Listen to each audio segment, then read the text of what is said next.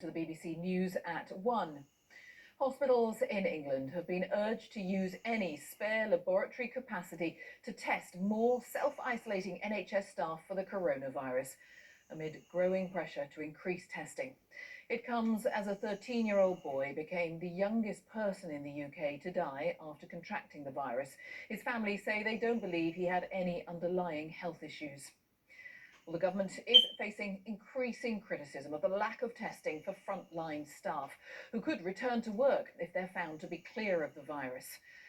NHS officials, meanwhile, have said 16,000 staff could be needed at the new Nightingale Hospital in East London. And President Trump has warned Americans to prepare for a very, very painful 2 weeks ahead. We'll have more from the US later in the programme. Our first report is by Richard Galpin on the UK's response.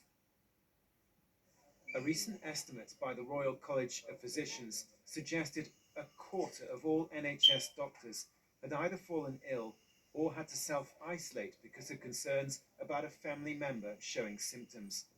And it was the same for many nurses. Testing them for coronavirus would enable many to return to work if found to be in the clear. But the government's been slow to focus on testing in general and in particular for health workers. So what we're really calling for now is a national testing strategy, a strategy to ramp up the community testing and contact tracing, like we're seeing in other countries. That's how other countries have been able to beat this virus or get this virus under control and suppressed. So now NHS England is calling on hospitals to use 15% of their testing capability on staff.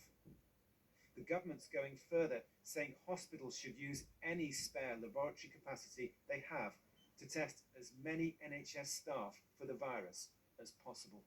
We want to see more people tested very rapidly. We do now have enough tests to be testing those people in critical conditions in hospitals, so much so that we can now move forward and test NHS workers, and that's extremely important because anyone going to work in those situations and doing frankly heroic tasks for us should be given the equipment that they need.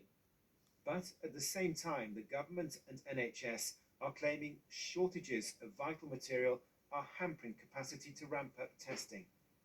A top NHS executive has said laboratories could be providing around 100,000 tests a day, but because of a shortage of swabs and chemicals, this is being limited to around 13,000 a day. However, the Chemical Industries Association says it can help. Such is the concern about the slow pace at which testing is being increased that today a volunteer network of laboratories has been launched across the country, offering to provide hundreds of labs which could switch to coronavirus testing. These, it's claimed, could deliver tens of thousands of tests a week. In this fight, each one of these labs and the people in it are like the fighters and fighter pilots of the Battle of Britain. An awful lot of what we do is just to give the GPs confidence that they're not infected. And we've had quite a few that we tested that had gone immediately into isolation, and we were able to either confirm that they were infected or that they were not.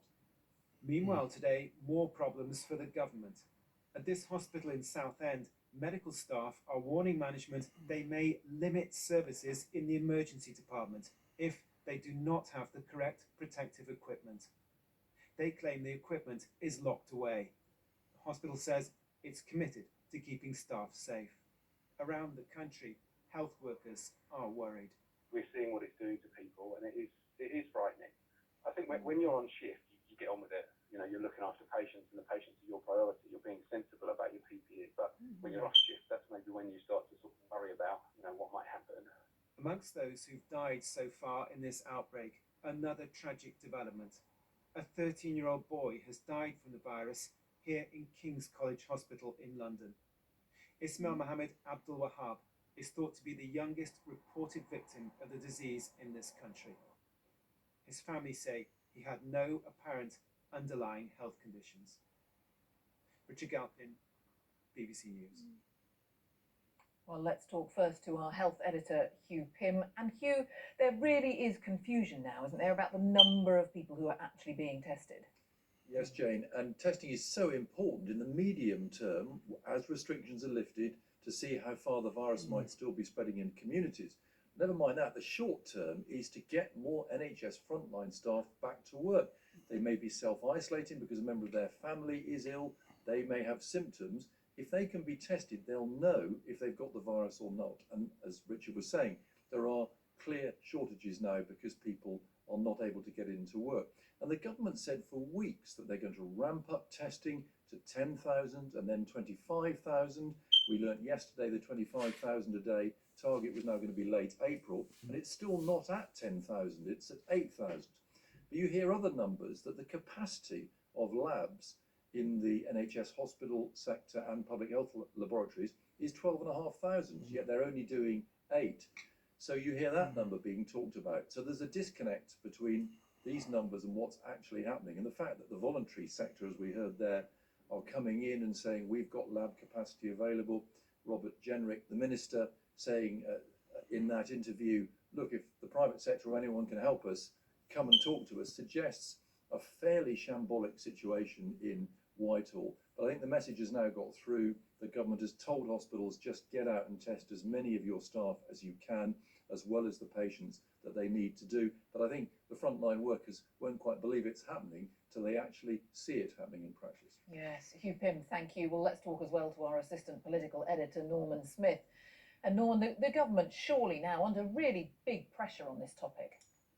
Well, Jane, throughout this crisis, the government has sought to follow meticulously the advice of the scientists and the medical community. But now we find something of a disagreement, a dispute, a divide emerging between the government and significant sections of the scientific and medical community, because the government's explanation for why it's not been able to dramatically ramp up testing is, as we've heard, 1, they can't get hold of the chemicals, 2, we don't have the same number of labs as they do in Germany, and 3, there's an almighty global scramble to get hold of these tests. But large numbers of scientists are saying, well, hang on, we can supply these chemicals. There are plenty of labs. We've got about 44 molecular biology labs, which can supplement the work done by the government. And in terms of the scramble, well, you know, the government should have been out of the blocks sooner.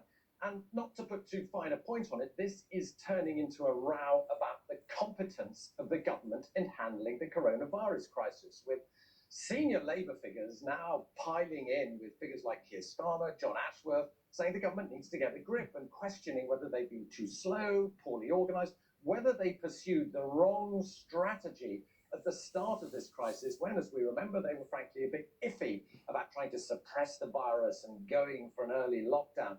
And this matters hugely to all of us. It's not just a political row, it is a health issue for all of us, because until and unless we get a vaccine, then many people believe mass testing is the only alternative way to get out of this virus and to end the lockdown early.